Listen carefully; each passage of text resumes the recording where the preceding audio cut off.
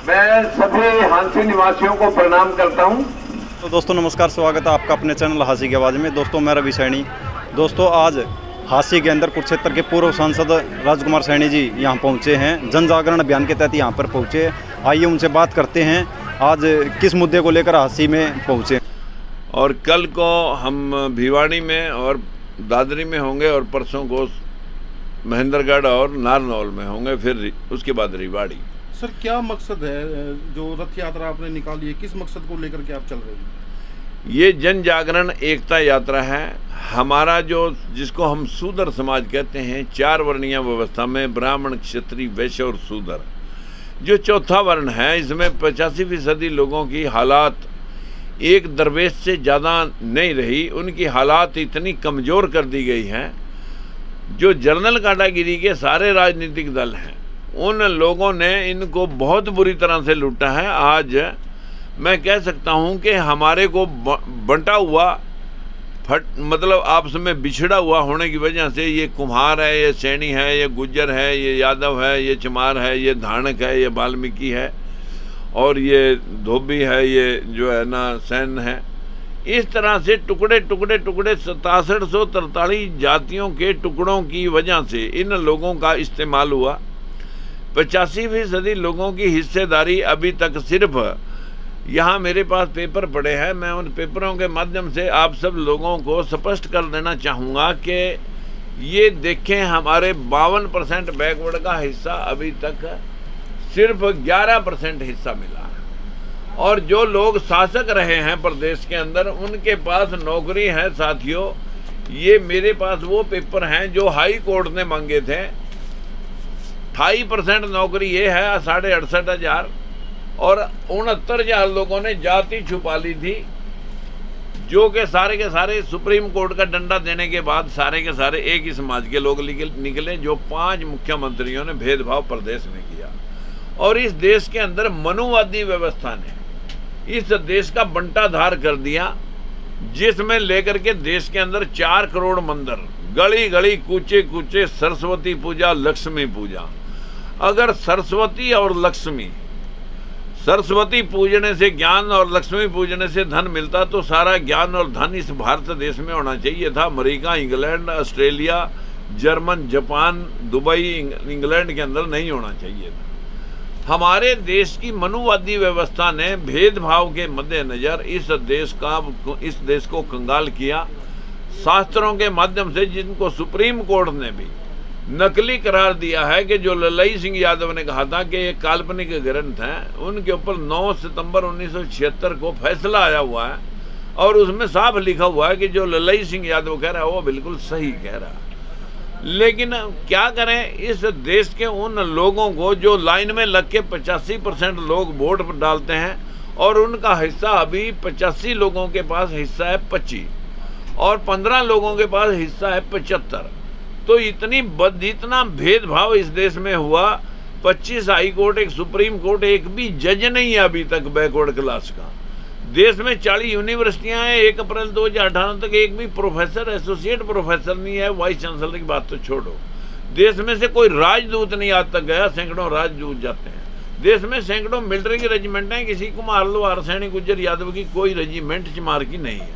हमारे देश के अंदर 800 MP बनते हैं लोकसभा, राज्यसभा। इनके 100 MP हैं बैकवर्डों के, वो भी कबूतर तितर हैं उनके बनाए हुए, जो लोग बड़ी पार्टियां चला रहे हैं। हमारे 800 MPओं में से 500 MP मनुवादी व्यवस्था के तहत जो है ना अपर कास्टों से बने हुए हैं, जो सारे मंत्रालय उन्हीं के पास हैं। देश के अंदर इस तरह का भेदभाव जो हुआ, इस भेदभाव को मिटाने के लिए लोकतंत्र सुरक्षा पार्टी जन जागरण अभियान के तहत ये बताने के लिए आई, भाई कुम्हार, लोहार, सैनी, गुज्जर, यादव, चमार मत बनो। आप शूद्र समाज हो, इकट्ठे शूद्र बन करके आप अपनी वोट डालना सीख लो। जो बाबा साहब ने कहा था, शिक्षित बनो, संघर्ष करो और संगठित हो जाओ।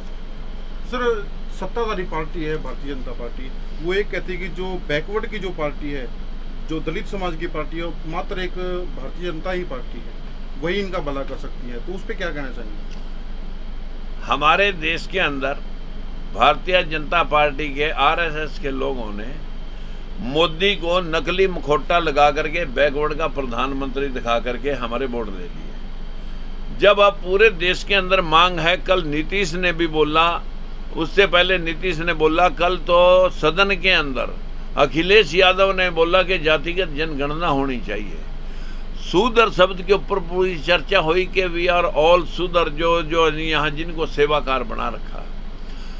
भारतीय जनता पार्टी के मुखिया नरेंद्र मोदी जी सुप्रीम कोर्ट में हल्फनामा एफिडेविट दे के आए कि हम जातिगत जनगणना नहीं कराएंगे। अब बताइए, ये भला हमारा क्यों करेंगे? ये तो हिंदू मुसलमान में बंटेंगे, राम श्याम में बंटेंगे, रामलला हम आएंगे, मंदिर वहीं बढ़ाएंगे।